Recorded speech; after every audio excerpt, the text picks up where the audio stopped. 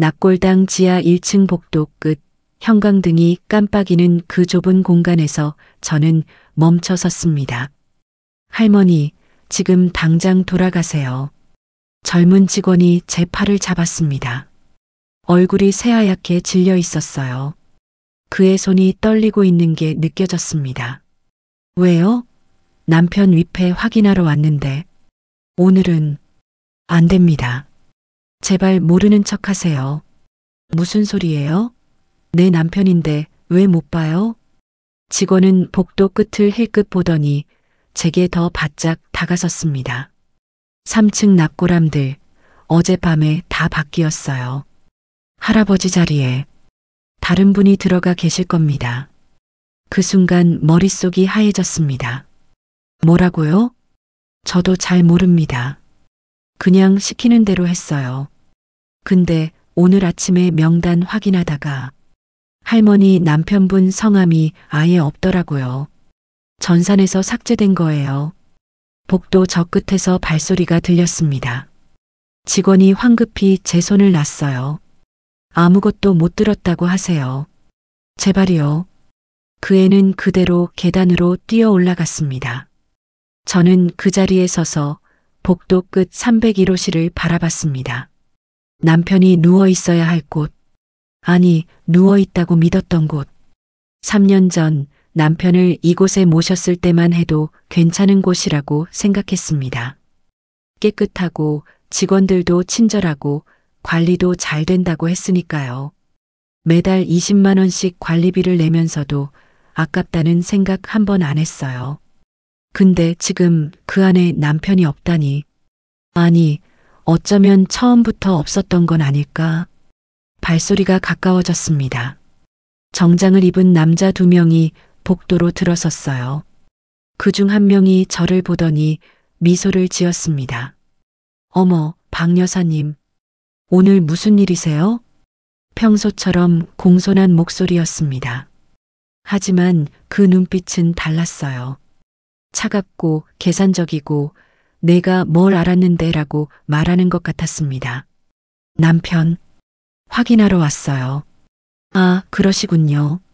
그런데 오늘은 내부 점검 중이라서요. 다음 주에 오시면 안 될까요? 아니요. 지금 봐야겠어요. 제가 301호실 쪽으로 걸어가자 남자가 제 앞을 막아섰습니다. 여사님, 규정상 점검 시간에는 출입이 불가합니다. 내 남편인데 왜 못 봐요? 다음 주에 오시면 정식으로 안내해 드리겠습니다. 저는 그 남자 눈을 똑바로 봤습니다. 그리고 알았어요. 이 사람들 뭔가 숨기고 있구나. 그날 저는 빈손으로 납골당을 나왔습니다. 하지만 그냥 물러서지 않았어요. 집으로 돌아오는 내내 머릿속으로 계산했습니다. 남편을 모신 게 3년 전, 관리비를 20만 원씩 36개월, 720만 원. 근데 만약 그 안에 남편이 없었다면? 만약 수백 개 납골함이 전부 비어 있다면? 이게 전부 돈 때문이었다는 걸 그땐 몰랐습니다. 저는 그날 밤부터 움직이기 시작했습니다. 혼자서요. 72살 할머니가 뭘 할 수 있겠냐고요? 천만에요. 제가 젊었을 때 회계사무실에서 20년을 일했습니다. 숫자 보는 건 자신 있어요. 그리고 가만 당하고만 있기엔 제 남편이 너무 소중했으니까요. 이 이야기 끝에 진실이 있습니다. 구독과 좋아요를 눌러주시면 더 많은 이야기를 전해드리겠습니다. 제 이름은 박순자입니다. 올해 72살이에요. 남편 이정수는 3년 전 폐암으로 세상을 떠났습니다. 68살이었어요. 담배를 평생 안 피웠는데도 폐암이 왔더라고요. 의사 선생님은 미세먼지 때문일 수도 있다고 했습니다. 남편은 젊었을 때부터 건설 현장에서 일했거든요. 마지막 6개월은 정말 힘들었습니다. 병원과 집을 오가면서 저도 10kg이 빠졌어요. 남편은 제 손을 꼭 잡고 말했습니다. 여보, 나 화장해줘. 납골당에 모셔줘. 땅값 비싼데 묘 쓸 필요 없어. 무슨 소리예요? 당신 아직 멀쩡한데. 아니야, 나 고가. 그러니까 약속해. 좋은데 골라서 모셔줘. 남편은 그렇게 갔습니다. 장례를 치르고 나서 저는 동네 사람들한테 물어봤어요. 어디 납골 땅이 괜찮은지. 그때 아랫집 사는 김 권사님이 추천해 준 곳이 평안납골 땅이었습니다. 거기 우리 집사람도 모셨어요. 깨끗하고 직원들도 친절하고 관리도 잘 돼요. 게다가 성당이랑 절이랑 가까워서 언제든 가서 참배할 수 있어요. 저는 그 이튿날 바로 찾아갔습니다. 평안납골 땅은 생각보다 컸어요. 5층짜리 건물에 1층은 접수실하고 참배실, 2층부터 5층까지가 납골함이 있는 곳이었습니다. 로비는 대리석으로 되어 있고 벽에는 은은한 조명이 켜져 있었어요. 조용한 음악도 흘러나왔고요. 접수 데스크에 앉아있던 여직원이 일어나서 인사했습니다. 어서 오세요. 평안납골 땅입니다. 저기 남편을 모시려고 하는데요. 아, 그러시군요. 이쪽으로 앉으세요. 여직원은 친절하게 안내했습니다. 가격표를 보여주면서 설명했어요. 3층은 개인실 형태로 되어 있고요. 월 관리비가 20만 원입니다. 4층은 합동형이라 15만 원, 5층은 10만 원이에요. 어느 층을 원하세요? 3층으로 할게요. 남편한테 좋은 자리 주고 싶어서요. 좋은 선택이십니다. 3층 301호실이 비어 있는데 창가 쪽이라 햇빛도 잘 들어오고 분위기가 아주 좋아요. 저는 계약서에 도장을 찍었습니다. 그리고 일주일 후 남편을 그곳에 모셨어요. 처음 1년은 일주일에 한 번씩 갔습니다. 꽃을 사들고 가서 301호실 앞에 앉아서 남편한테 말을 걸었어요. 여보, 날씨 좋지? 오늘 손주들 만나고 왔어. 다들 잘 크더라. 당신 보고 싶어 해. 혼자 사는 게 외로웠지만 그래도 남편이 좋은 곳에 있다는 생각에 위안을 받았습니다. 2년째 되던 해부터는 한 달에 2번 정도 갔어요.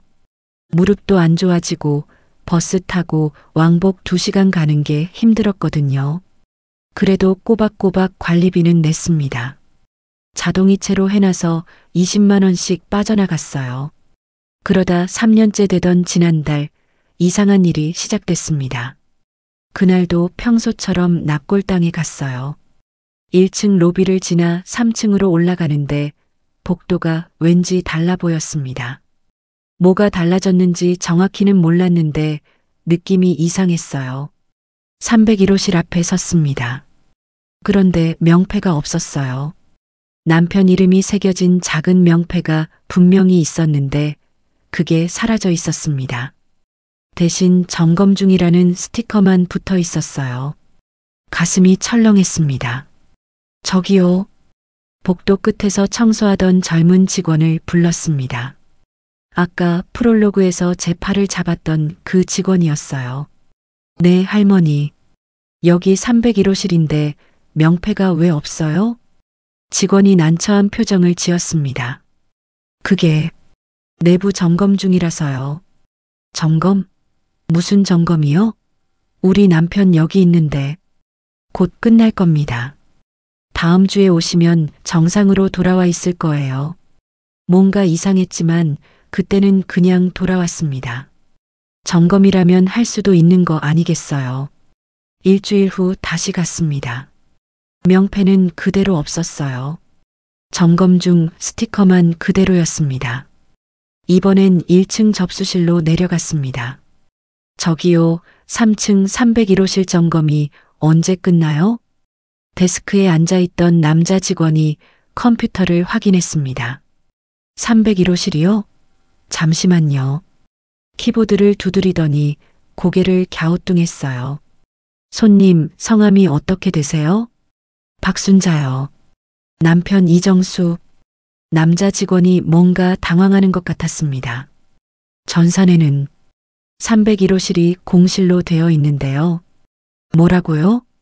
죄송합니다. 제가 확인해보고 연락드리겠습니다. 전화번호 남겨주시겠어요? 저는 전화번호를 적어주고 집으로 돌아왔습니다. 그날 밤 전화가 왔어요. 여보세요. 박순자 여사님 맞으시죠? 네, 맞는데요. 평안납골당 관리팀장 최민수입니다. 오늘 문의하신 건 확인했습니다. 그래서요? 우리 남편 어디 있어요? 전산 오류가 있었던 것 같습니다. 최근에 시스템을 업그레이드하면서 일부 데이터가 누락됐어요. 복구 작업 중이니까 조금만 기다려주세요. 전산 오류요? 그럼 남편은 지금 어디 있는 거예요? 당연히 제자리에 계십니다. 걱정하지 마세요. 그럼 제가 내일 가서 확인해도 돼요?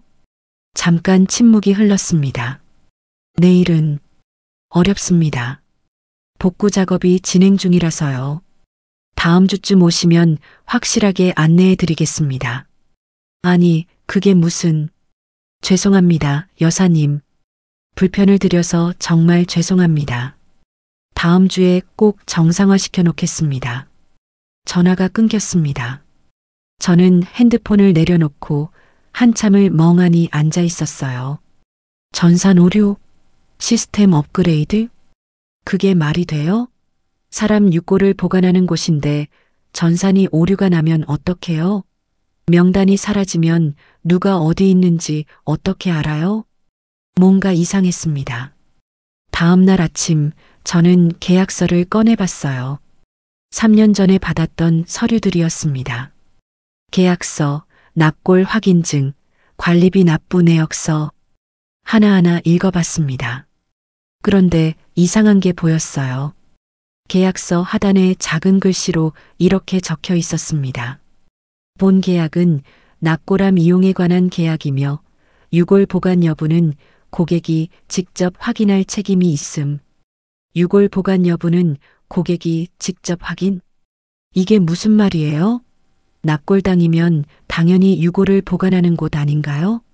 근데 왜 고객이 확인해야 해요? 저는 계약서를 다시 읽고 또 읽었습니다. 그리고 깨달았어요. 이 사람들 처음부터 뭔가 숨기고 있구나. 저는 그날 저녁 아랫집 김 권사님한테 전화했습니다. 권사님, 저 순자예요. 순자 씨. 무슨 일이야? 권사님 남편분 평안납골당 어느 층에 계세요? 4층이지. 왜? 혹시 최근에 가보셨어요? 아니, 요즘 몸이 안 좋아서 못 갔어. 왜 그래? 아니에요. 그냥 궁금해서요. 전화를 끊고 저는 생각했습니다. 김 권사님도 한 달에 15만 원씩 내고 계세요. 벌써 5년째예요. 그럼 900만 원. 만약 권사님 남편분도 제자리에 안 계시다면? 만약 이 납골당에 있는 수백 명이 전부.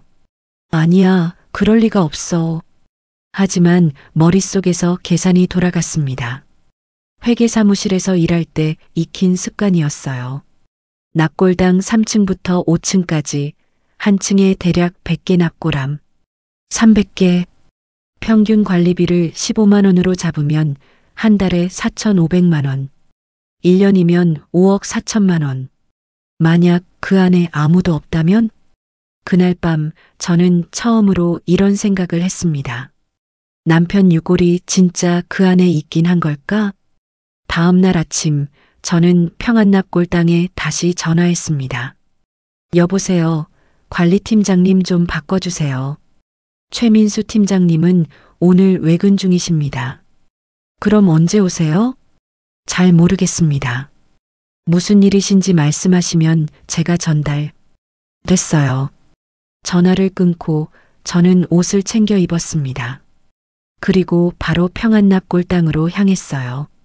1층 로비에 도착했을 때 데스크에는 처음 보는 여직원이 앉아 있었습니다. 어서 오세요. 저기요, 제가 3층 301호실 유가족인데요. 아, 네. 무슨 일이세요? 남편 위패 확인하러 왔어요. 여직원이 컴퓨터를 확인했습니다. 301호실은 현재 점검 중이라고 나오는데요. 점검이 벌써 2주째예요. 도대체 뭘 점검하는 거예요? 죄송합니다. 저도 자세한 사항은 모르고 팀장님께 확인해 보시겠어요? 팀장은 외근 중이래요. 그럼 제가 직접 올라가서 볼게요. 제가 엘리베이터 쪽으로 걸어가자 여직원이 황급히 일어났습니다. 잠깐만요. 지금은 출입이. 왜요? 내 남편인데 왜 못 봐요? 규정상 점검 시간에는 저는 이미 엘리베이터 버튼을 눌렀습니다. 문이 열리고 3층 버튼을 눌렀어요. 여직원이 뭐라고 외쳤지만 문은 이미 닫혔습니다. 3층에 도착했습니다. 복도는 조용했어요. 형광등만 윙윙거리는 소리가 났습니다. 301호실로 걸어갔습니다. 점검 중 스티커는 그대로였어요. 저는 손잡이를 잡았습니다. 잠겨 있지 않았어요. 문을 열었습니다. 안은 어두웠습니다. 작은 창문으로 희미한 빛만 들어왔어요. 그리고 봤습니다. 납골함이 비어 있었어요. 아니, 정확히는 검은 상자 하나가 놓여 있었는데 그게 남편 거라는 확신이 안 들었습니다. 명패도 없고 아무 표시도 없었거든요. 여기서 뭐 하세요? 뒤에서 목소리가 들렸습니다. 깜짝 놀라서 돌아봤어요. 정장을 입은 남자가 서 있었습니다. 얼굴이 딱딱하게 굳어 있었어요. 제 남편 확인하러 왔어요. 허락 없이 출입하시면 안 됩니다. 허락? 내 남편인데요? 남자가 한 걸음 다가왔습니다. 여사님, 지금 불법 침입하신 겁니다. CCTV에 다 찍혔어요. 불법 침입이요? 내가 매달 20만 원씩 내는데요. 관리비를 내신다고 해서 무단 출입이 정당화되는 건 아닙니다. 이러시면 법적 조치를 취할 수밖에 없습니다. 저는 남자를 똑바로 봤습니다. 법적 조치요? 좋아요. 하세요. 대신 저도 할 말이 있어요. 저 상자 안에 정말 우리 남편이 있는지 확인하고 싶어요. 그건 개인정보라서. 개인정보? 내 남편인데 왜 개인정보예요? 남자가 입을 다물었습니다. 그리고 차갑게 말했어요. 나가세요. 지금 당장. 저는 한 번 더 납골함을 봤습니다. 그리고 천천히 복도로 나왔어요. 엘리베이터를 타고 내려오는데 다리가 후들거렸습니다. 뭔가 잘못됐어요. 분명히 잘못됐어요. 집으로 돌아와서 저는 다시 계약서를 펼쳤습니다. 그리고 납골당 홈페이지에 들어갔어요. 홈페이지에는 깨끗한 사진들과 함께 정성스러운 관리, 투명한 운영, 유가족의 마음을 생각합니다. 같은 문구가 가득했습니다. 하지만 실제 운영 정보는 거의 없었어요. 대표자 이름도 안 나오고 직원 명단도 없고 그냥 전화번호하고 주소만 있었습니다. 저는 인터넷에 평안납골당을 검색했습니다. 여러 광고 글이 나왔어요. 깨끗하고 조용한 곳, 합리적인 가격 같은 홍보 글들이었습니다. 그런데 아래쪽으로 내려가다 보니 작은 커뮤니티 글 하나가 보였습니다. 평안납골당 이용하시는 분 계세요? 클릭했습니다. 글은 6개월 전에 올라온 거였어요. 저희 아버지를 평안납골당에 모셨는데 최근에 가보니까 명패가 사라져 있더라고요. 직원한테 물어봤더니 점검 중이래요. 혹시 비슷한 경험 있으신 분 계신가요? 댓글이 하나 달려 있었습니다. 저도요. 저희 어머니 자리도 똑같아요. 명패 없어지고 점검 중이래요. 뭔가 이상한데 어디 물어볼 데가 없네요. 가슴이 쿵 내려앉았습니다. 저만 그런 게 아니었어요. 저는 그 글을 쓴 사람 닉네임을 클릭했습니다. 쪽지 기능이 있었어요. 안녕하세요. 저도 평안납골당에 남편을 모신 사람입니다. 혹시 통화 가능하신가요? 30분 후 답장이 왔습니다. 네, 가능합니다. 그리고 전화번호가 적혀 있었어요. 저는 바로 전화했습니다. 여보세요? 아, 안녕하세요. 커뮤니티에 평안납 골당 글 쓰신 분이시죠? 네, 맞아요. 김영이라고 합니다. 저는 박순자예요. 저도 똑같은 일을 겪어서 연락드렸어요. 김영애 씨는 한숨을 쉬었습니다. 정말요? 저만 그런 줄 알았는데. 여사님도요? 네. 3층 301호실인데 명패가 사라졌어요. 점검 중이래요. 저희 아버지는 4층이에요. 역시 똑같아요. 그것도 벌써 6개월째예요. 6개월이요? 네. 처음에는 저도 그냥 점검이려니 했어요.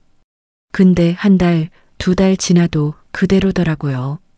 나중에는 전화도 안 받고 찾아가면 팀장이 없다고 하고 저는 김영애 씨한테 물었습니다.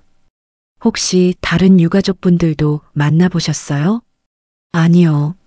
제가 어떻게 찾아요? 개인 정보라면서 명단도 안 알려주던데요.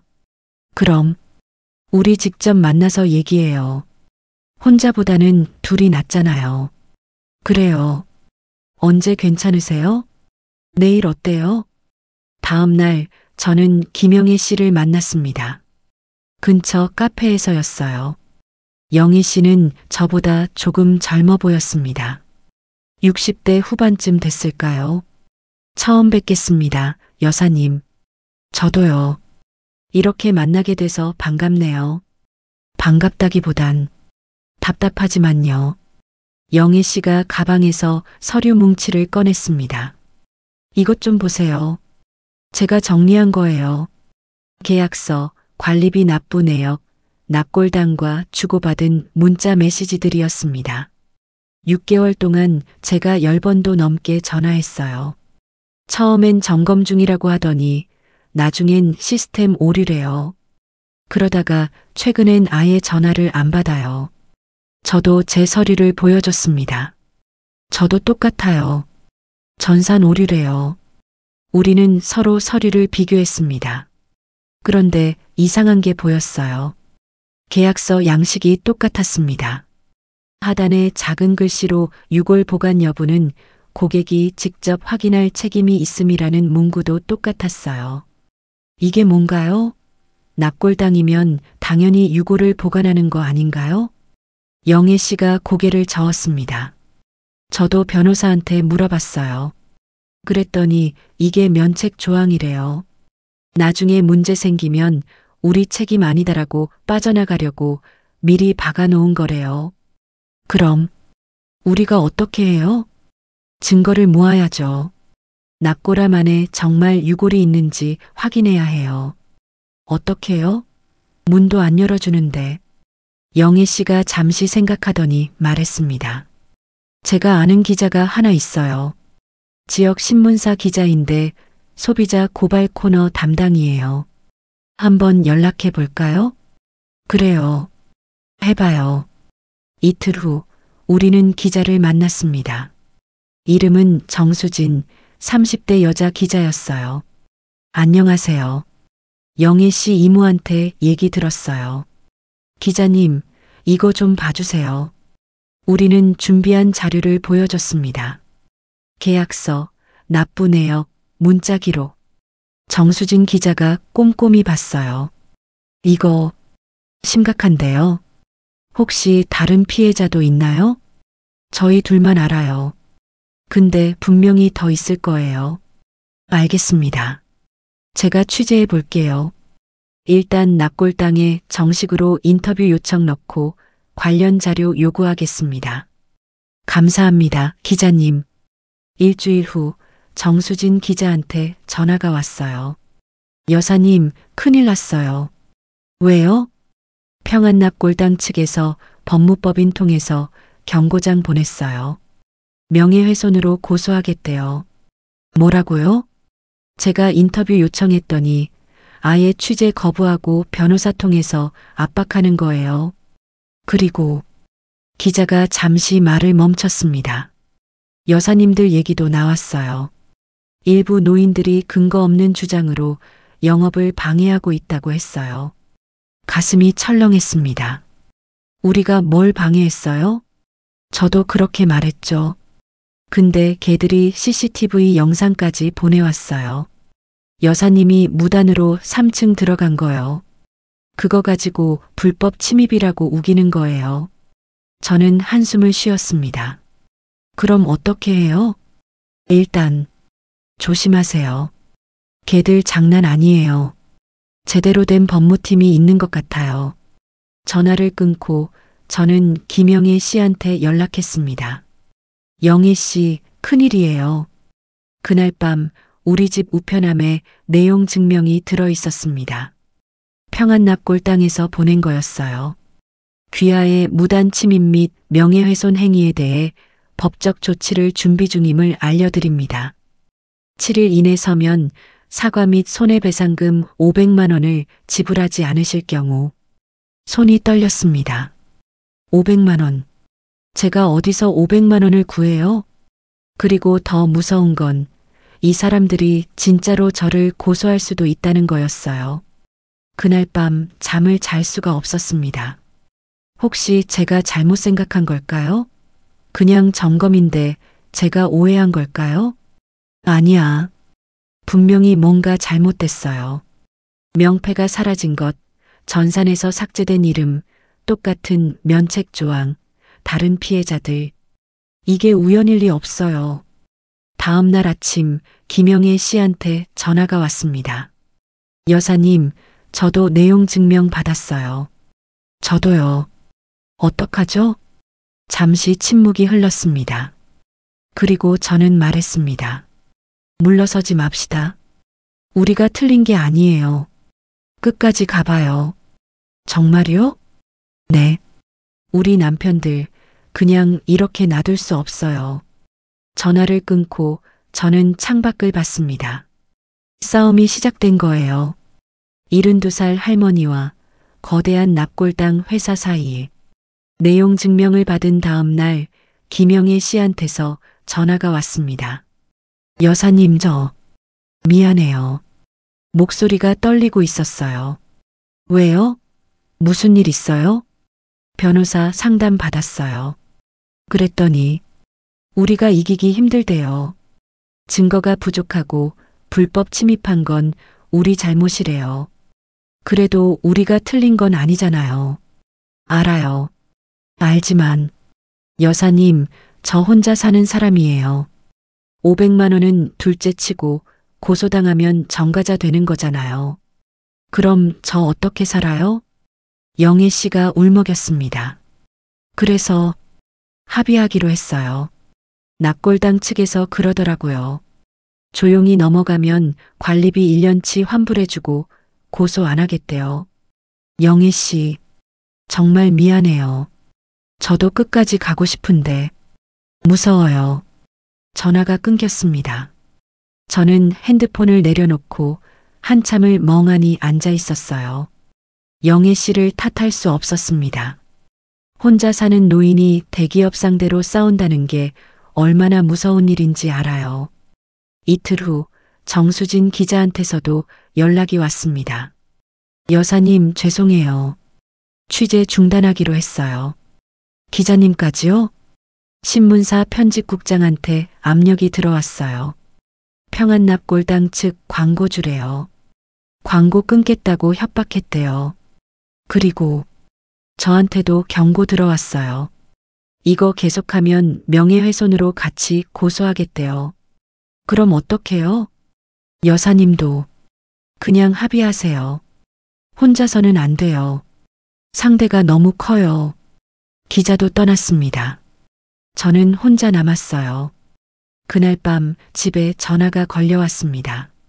모르는 번호였어요. 여보세요?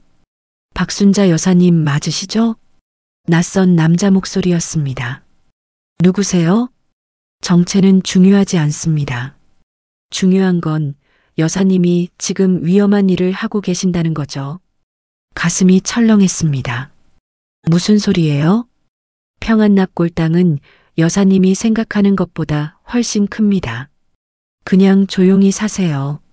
남은 인생 편하게 사시는 게 좋지 않겠어요? 당신, 누구예요? 경고입니다. 더 이상 파고들지 마세요. 다음엔 경고로 끝나지 않을 겁니다. 전화가 끊겼습니다. 손이 부들부들 떨렸어요. 협박 전화였습니다. 처음 받아봤어요. 두려웠습니다. 정말로 무서웠어요. 하지만 동시에 확신했습니다. 내가 제대로 건드린 거구나. 이 사람들 진짜 뭔가 숨기고 있구나. 다음 날 저는 경찰서에 갔습니다. 신고하려고 왔어요. 협박 전화를 받았습니다. 경찰관이 조서를 받았습니다. 전화번호는 알아요? 발신자 표시 안 됐어요. 그럼 내용이 구체적으로 어떤 협박이었나요? 저는 설명했습니다. 납골당 일 내용 증명, 협박 전화까지. 경찰관이 난처한 표정을 지었어요. 여사님, 이게 명확한 협박인지 애매한 부분이 있어요. 경고라는 표현만으로는. 그럼 어떻게 해요? 다음엔 진짜 해코지 당하고 나서 신고하라고요? 그게 아니라 증거가 필요합니다. 녹음이라도 있었으면 좋았을 텐데. 저는 한숨을 쉬고 경찰서를 나왔습니다. 아무도 도와주지 않았어요. 유가족도, 기자도, 경찰도. 혼자였습니다. 집으로 돌아오는 길에 저는 생각했습니다. 그래, 혼자면 어때? 남편을 위해서라면 할 수 있어. 그날 저녁 문 앞에 누군가 있는 느낌이 들었습니다. 현관문 앞에 서서 초인종을 눌렀어요. 아무 대답이 없었습니다. 문구멍으로 봤습니다. 아무도 없었어요. 문을 열었습니다. 바닥에 봉투 하나가 놓여 있었어요. 주웠습니다. 무거웠어요. 안을 열어봤습니다. 현금 500만 원이 들어 있었습니다. 그리고 쪽지 하나. 이걸로 조용히 하세요. 마지막 제안입니다. 저는 봉투를 바닥에 던졌습니다. 돈다발이 흩어졌어요. 이런 돈으로 날 막을 수 있을 것 같아? 중얼거렸습니다. 그날 밤 저는 잠을 이룰 수 없었어요. 창밖을 계속 봤습니다. 혹시 누가 지켜보고 있는 건 아닌지. 새벽 3시쯤 핸드폰이 울렸습니다. 모르는 번호였어요. 받을까 말까 망설이다가 받았습니다. 여보세요? 여사님, 저예요. 젊은 남자 목소리였습니다. 어디서 들어본 것 같았어요. 누구세요? 납골당에서 일하는 청소 담당이었던 사람이요. 기억나세요? 처음에 여사님 팔 잡았던. 아, 그 직원이었구나. 왜 전화했어요? 도와드리고 싶어요. 뭐라고요? 여사님 혼자 싸우시는 거 알아요. 그래서 제가 가진 거 드릴게요. 가진 게 뭔데요? 파일이요. USB에 담았어요. 납골당 내부 서류들이요. 심장이 뛰기 시작했습니다. 어떻게 구했어요? 제가 청소하면서 사무실 들어갈 때가 있어요. 팀장 컴퓨터가 켜져 있길래 몰래 복사했어요. 왜 그런 짓을 했어요? 위험하잖아요. 직원이 한숨을 쉬었습니다. 저도 양심이 있어요. 여기서 일하면서 계속 이상하다고 생각했거든요. 유가족들이 찾아와서 오는데 우리는 거짓말로 둘러대고, 저는 돈 벌려고 들어왔지 사기치려고 들어온 게 아니거든요. 그 USB 언제 줄 수 있어요? 내일 새벽 5시 납골당 뒤편 공원에서 만나요. 사람 없을 때요. 알겠어요. 전화가 끊겼습니다. 희망이 보였어요. 처음으로. 다음 날 새벽 저는 택시를 타고 납골당 근처로 갔습니다. 뒤편 공원은 어두웠어요. 가로등 몇 개만 깜빡이고 있었습니다. 벤치에 앉아 기다렸습니다. 5시 10분. 젊은 남자가 나타났어요. 모자를 깊이 눌러 쓰고 있었습니다. 여사님, 왔어요. 남자가 주머니에서 USB를 꺼냈습니다. 여기 있어요. 조심해서 쓰세요. 안에 뭐가 들어있어요? 유가족 명단, 계약서, 그리고 돈 흐름이요. 돈 흐름? 관리비가 어디로 가는지 추적한 거예요. 그게 진짜 중요해요. 저는 USB를 받았습니다. 고마워요. 정말로. 아니에요. 제가 할 수 있는 게 이것밖에 없어서. 그리고 여사님. 남자가 주변을 둘러보더니 작은 목소리로 말했습니다. 조심하세요. 이 사람들 생각보다 무서워요. 저도 이제 그만둘 거예요. 더 이상 못 견디겠어요. 당신도 조심해요. 남자가 떠났습니다. 저는 USB를 꽉 쥐고 집으로 돌아왔어요. 컴퓨터를 켰습니다. USB를 꽂았어요. 폴더가 열렸습니다. 엑셀 파일 여러 개, PDF 파일들, 그리고 사진 파일들이 있었어요. 첫 번째 엑셀 파일을 열었습니다. 유가족 명단 스크롤을 내렸습니다. 300명이 넘는 이름이 있었어요. 그리고 옆에 상태가 표시돼 있었습니다. 정상, 점검 중, 이관 완료. 이관 완료? 무슨 뜻이에요? 점검 중으로 표시된 사람이 80명쯤 됐습니다. 제 남편 이름도 거기 있었어요. 이정수 점검 중. 그리고 김영애 씨 아버지 이름도 보였습니다. 두 번째 파일을 열었습니다. 재정보고서 2024. 숫자들이 빼곡했어요. 수입 항목 관리비 월 4,200만 원. 지출 항목 시설 관리 200만 원. 인건비 300만 원. 잠깐. 수입이 4,200만 원인데 지출이 고작 500만 원? 나머지 3,700만 원은 어디로 간 거예요? 아래로 내려가 봤습니다. 특수거래 수익월 2,800만 원. 특수거래? 클릭했습니다.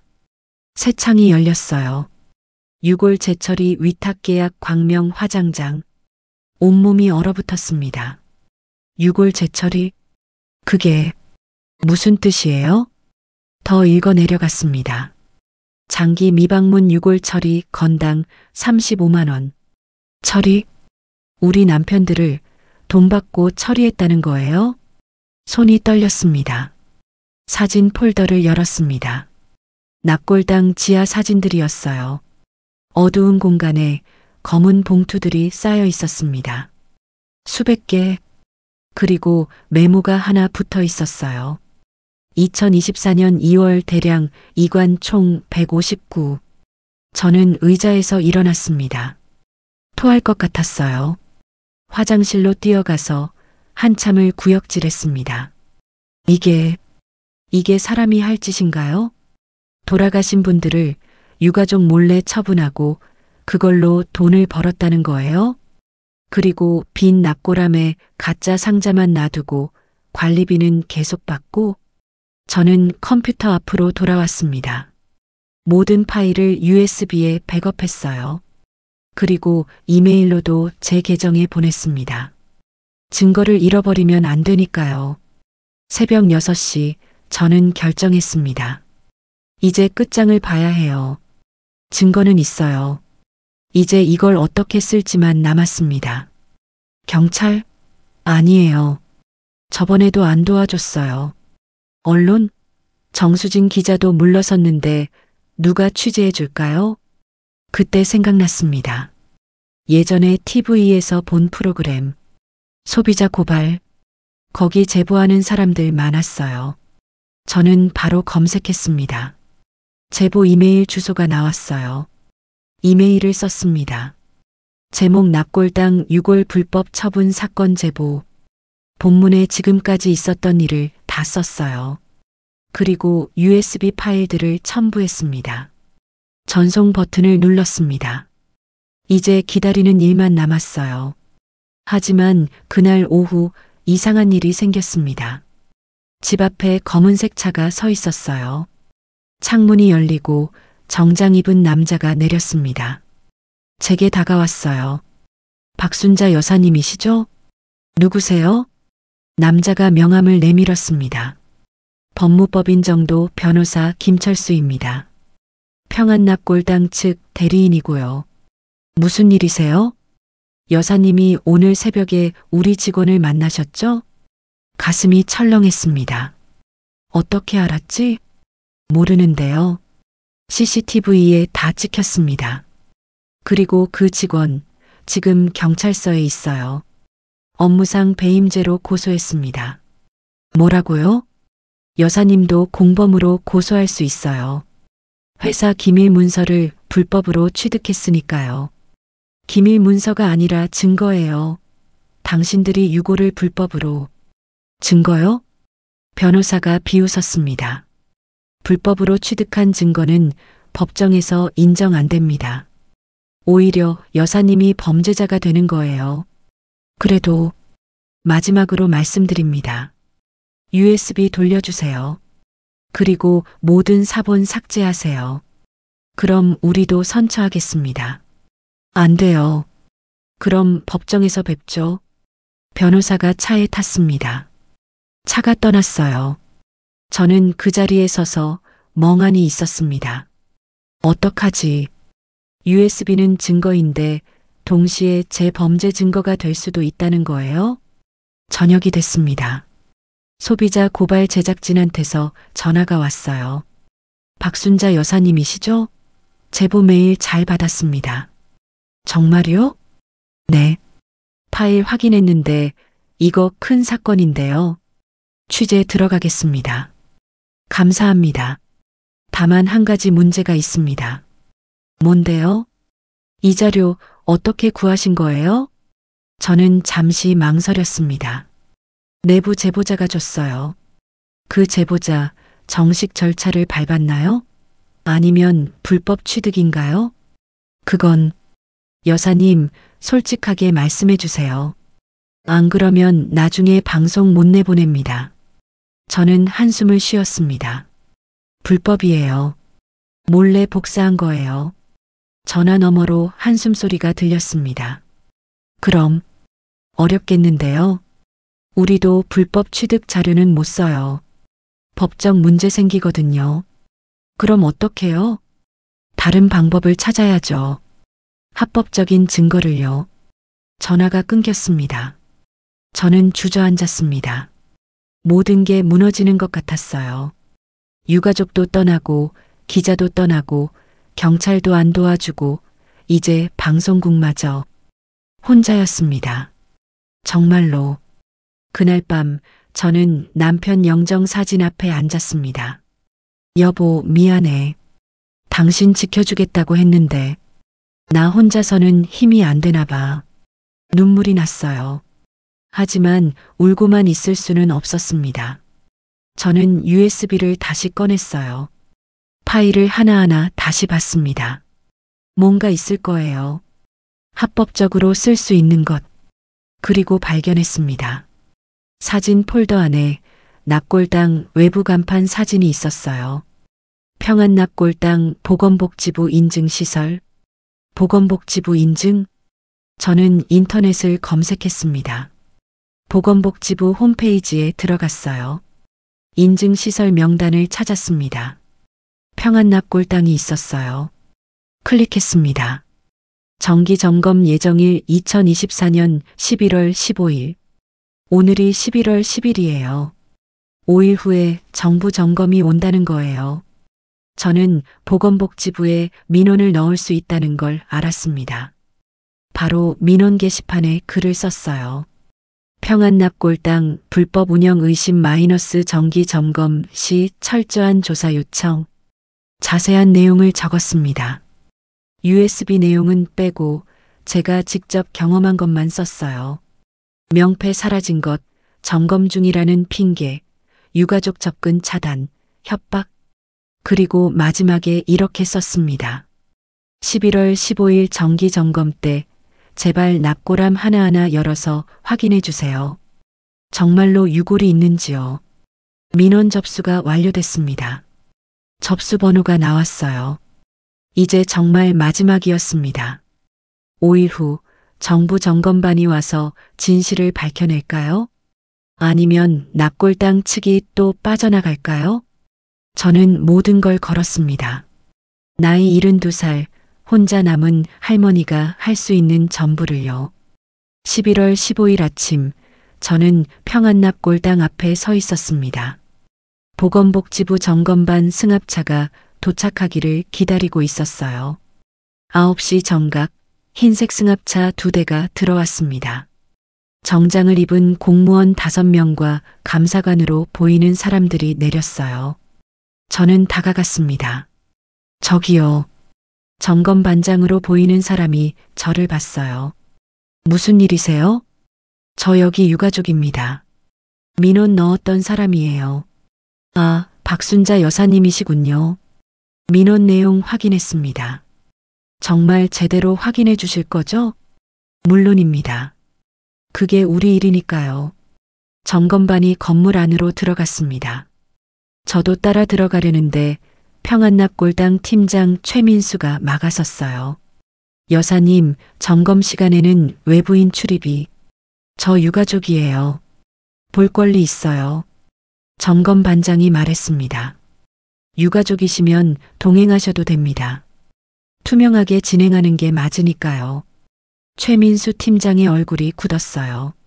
우리는 3층으로 올라갔습니다. 점검 반원들이 서류를 펼쳤어요. 301호실부터 확인하겠습니다. 문 열어주세요. 최민수가 열쇠를 꺼냈습니다. 손이 떨리고 있었어요.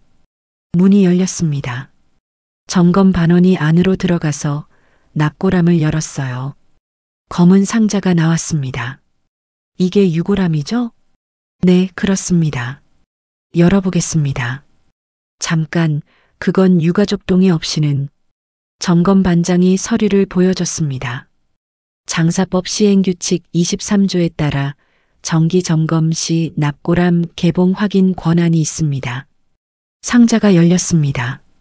안에는 돌멩이가 들어 있었어요. 그냥 길가에서 주운 듯한 회색 돌멩이. 점검 반원들이 웅성거렸습니다. 이게 뭡니까? 최민수가 당황했어요. 저도 어떻게 된 건지 다른 것도 확인하겠습니다.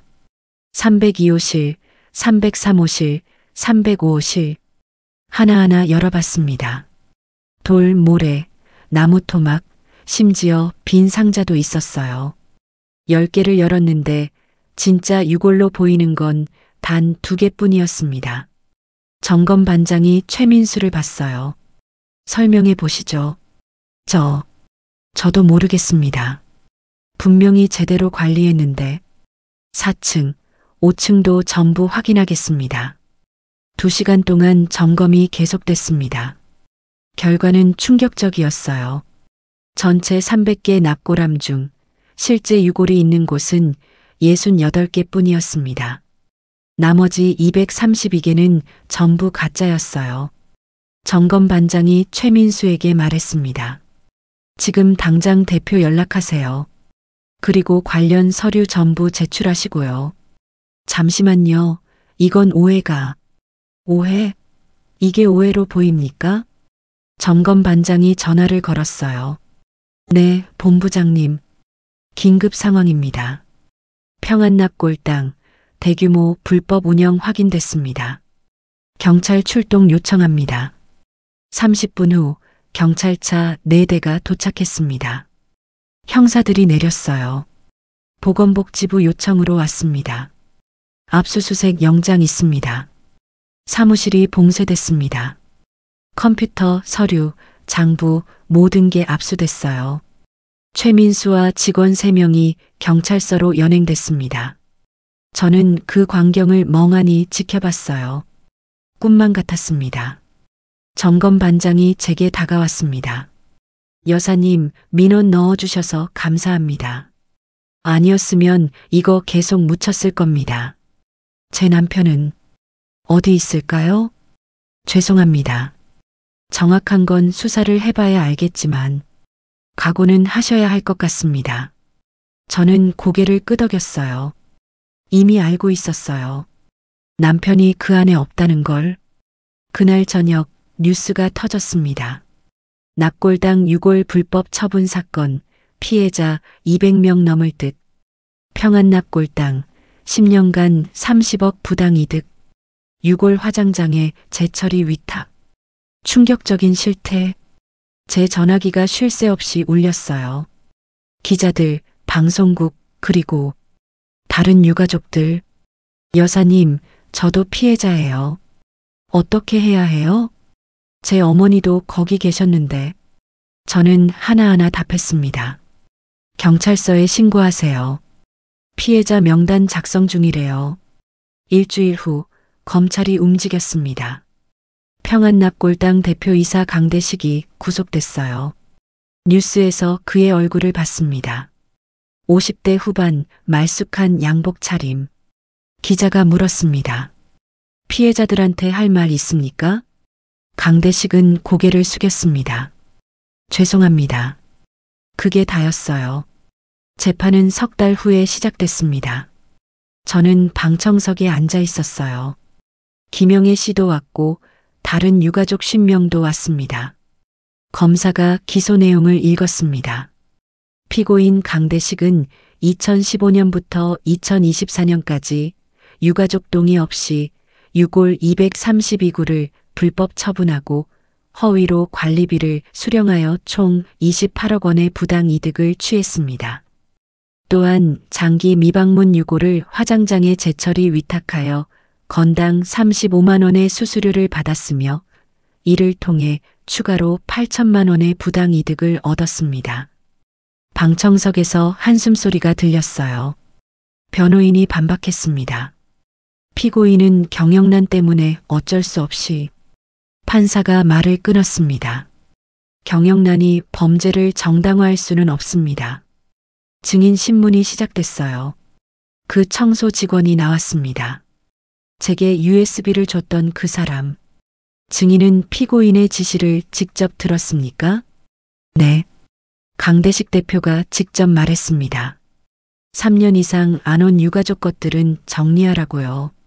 정리라는 게 구체적으로 뭡니까? 유골을 빼내서 화장장에 보내는 겁니다. 그리고 빈 상자에 돌이나 모래를 채워넣고요. 방청석이 술렁였어요. 제 차례가 왔습니다. 증인석에 섰어요. 검사가 물었습니다.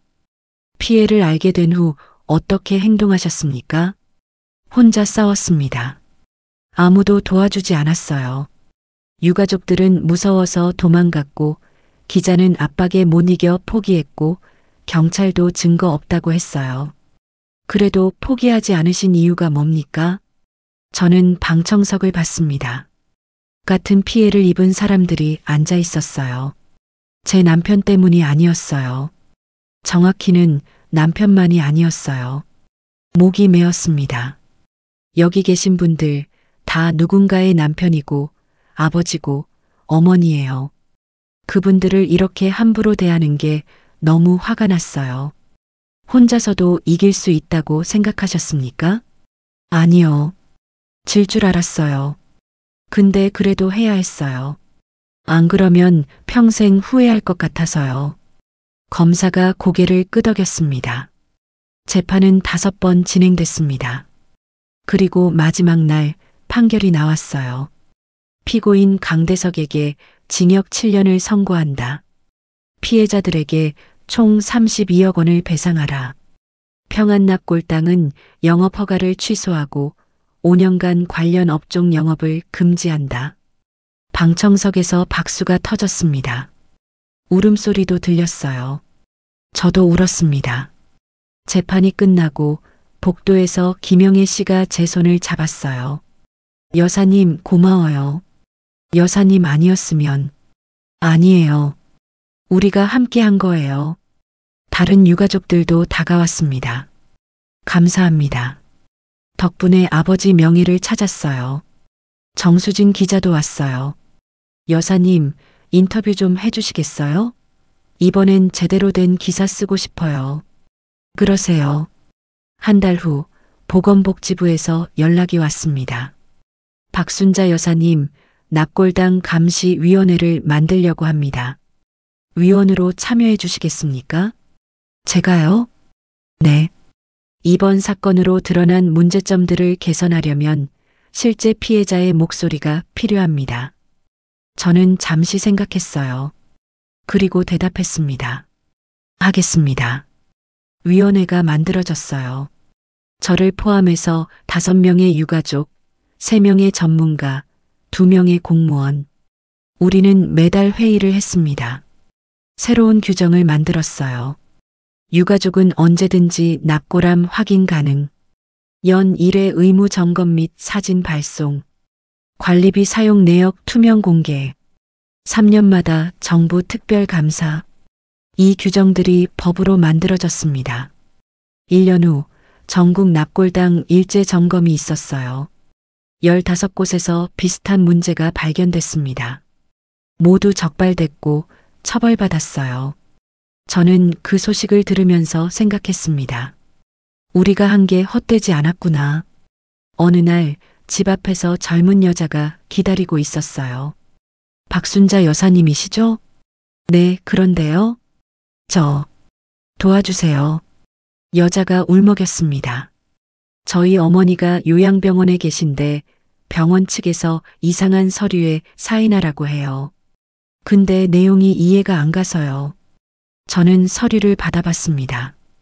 치료 포기 동의서. 심장이 뛰었어요. 이거 또 다른 사기예요. 네, 같이 가봅시다. 제가 도와드릴게요. 그날부터 저는 비슷한 문제로 찾아오는 사람들을 돕기 시작했어요. 납골당만이 아니었어요. 요양병원, 장례식장, 보험사, 재개발조합, 노인들을 상대로 한 사기는 어디에나 있었습니다. 저는 제가 배운 걸 나눴어요. 혼자 싸우지 마세요. 도움을 요청하세요. 증거를 모으세요. 작은 것도 전부. 포기하지 마세요. 정의는 늦어도 옵니다. 2년이 지났습니다. 어느 날 남편 기일이었어요. 저는 새로 만들어진 공영 추모관에 갔습니다. 평안납골당 피해자들을 위해 정부가 만든 곳이에요. 남편 위패 앞에 섰습니다. 이번엔 진짜였어요. DNA 검사까지 해서 확인한 진짜 남편의 유골. 화장장에서 다행히 찾았거든요. 여보, 오래 걸렸죠? 미안해요. 꽃을 놓고 절을 했습니다. 그래도 결국 해냈어요. 당신도 자랑스러워하겠죠? 바람이 불었어요. 남편이 대답하는 것 같았습니다. 그래, 잘했어. 수고했어. 집으로 돌아오는 길에 핸드폰이 울렸습니다. 여사님, 저 부산에 사는 이미경이라고 하는데요. 저희 아버지 장례식장에서 이상한 일이. 저는 전화를 받았습니다. 천천히 말씀하세요. 제가 들어드릴게요. 그날 밤 저는 창밖을 봤습니다. 별이 많이 떠 있었어요. 74살. 제 인생에서 가장 힘들었지만 동시에 가장 의미 있었던 2년이었습니다.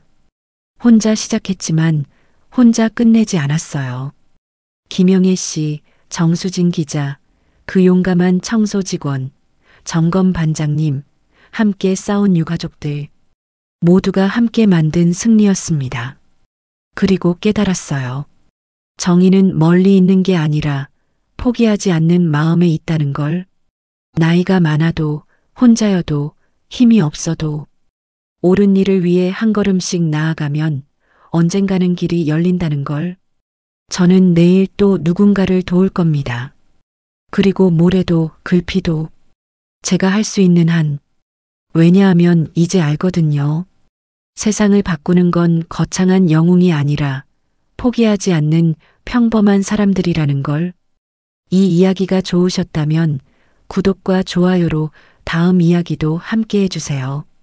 여러분의 응원이 큰 힘이 됩니다.